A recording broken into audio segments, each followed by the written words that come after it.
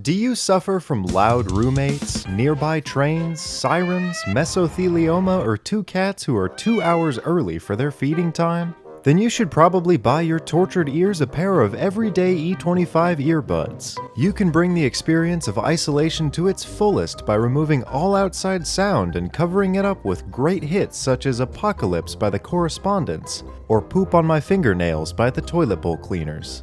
With 6 hours of playtime, a portable charger that fits perfectly in your mouth but shouldn't go there, a variety of colors, and hefty bass, you can take them just about anywhere. At half the price of competitors and with 15% off using this URL here, buyraycon.com/rootsmith, you'd be able to buy it after saving up for it. But at least they're worth the money. Again, that was buyraycon.com/runesmith. Thanks a bunch, Raycon. I love the earbuds. Alright, let's look at these degenerate fish people that everyone cares so much about. Okay, so I read everything about them and they're my favorite now. The one thing I don't like about them is that they're classified as neutral evil, but none of their motives or methods are described as even remotely sinister. So let's get into it, starting with a slightly altered telling of their history. Once upon a time, on bright shores lapped by the tides of yore, there lived like 1,200 little fishmen. They were a bit ugly, really dang smelly, but some of the best friends you'd ever be able to find. Then these bipedal fish people had a run-in with zombie squid men, who gathered them all up in a comically large fish net and fucked with them for science. Then, like 20 years later, they dropped them all back on the beach, packed full of psychic powers and post-traumatic stress. Then humans showed up, did the racist thing that they do that can be summed up by the following statement: if I don't understand the way something works, and I'm too lazy or stupid to figure it out, and I can't subjugate it, it must be obliterated, and I will obliterate it using every weapon in my arsenal. So us and probably some elves drove these poor psych patients down underground, and deeper into their own trauma and trust issues.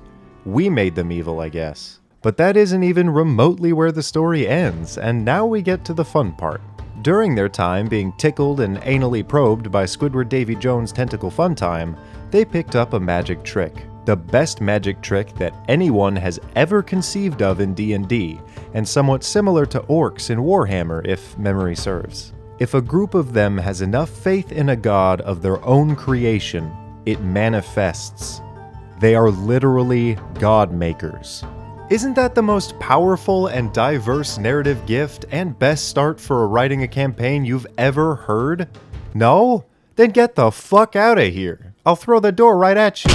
The first and most revered god is named Blippy Doo Doo Poo Poo Pulp, I think. And here's how she was made. Take this figurine of a woman with no head and broken arms. Now picture a fishman eating a crayfish, putting the head and claws of it on a statue, and then popping such a huge boner that he believes it's real. Then everyone around him also got crayfish faith boners and it became a real thing. Pictured here as an 80-foot tall titan of cosmic power. I, too, have a boner. Oh, being horny for crayfish made me forget why this phenomenon even occurs. Us humans need gods to feel protected by a force that has more control than us, so we can behave without responsibility. The Kuo-Toa made gods to feel safe from creatures that behave without responsibility. Take that pill with some water. Oh, and also when they were pushed underground, the drow met them and then instantly tried to kill all of them? Fuck, I just want to hug a Kuo-Toa really bad right now. But they are a little bit insane. They don't know what to trust other than their own gods, and that's very justified. This could end up being a shorter video, but I'll try to push it out to a regular time by covering their society, how they interact with others, and then I'll make my own Kuo-Toa gods. Big surprise here, they're theocratic.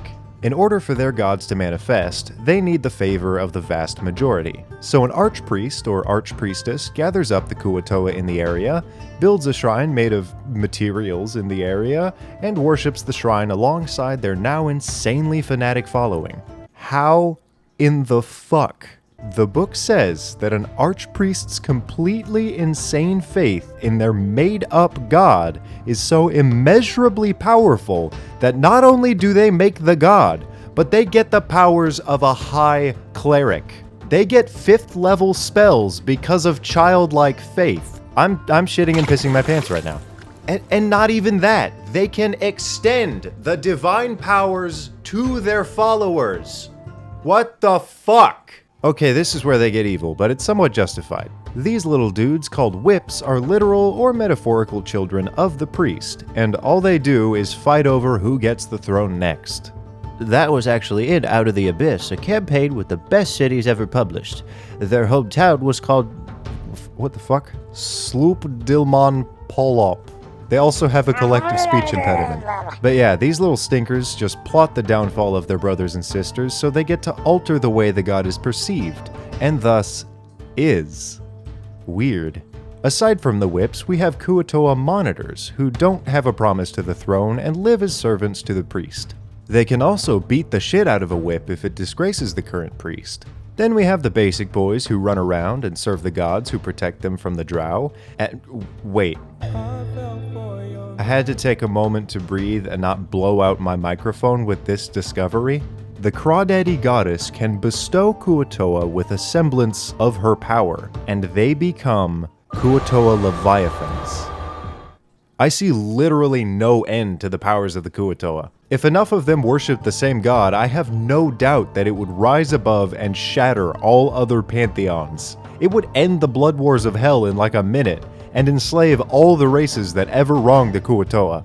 Cosmic justice, carried out by, may I remind you, something that looks like muscular Smeagol with webbed hawk talons and a 1,000-yard stare. Going back to the classics, they have no intention of killing enemies, and their weapons are based on man-catchers, which is like the ironic inverse of a fishhook. It doesn't state it, but I assume they either enslave or sacrifice captives to their gods. So let's make some of those. Shupu Shiffipop. This manifests as a giant bulbous seed pod made of steel. It is said that when the city it protects is attacked, it explodes open and spews out an endless flow of Kuo-Toa warriors. The shrine is an unopened Jiffy Pop bag. Gerdo Polo Grog, a titanic god that resembles a flightless, skinless bird with the head of a Kuo-Toa and a wand that rests in its mouth. Its domain is the Tempest, as it controls fire, water, and the taste of all food that its worshippers make. Its shrine is a printed and framed JPEG of this image. KRAKATOA, the volcanic wrath of the Kuo-Toa. It's a living mountain that rests in the center of an underground lake. By the command of a Kuo-Toa priest that calls its name, it erupts in a torrent of lava and flung stones, then gets filled with water. Later, it spins like a tilted iceberg, regaining its dominion each dawn. It's a superfluous SpongeBob reference. That's the video, leave me alone.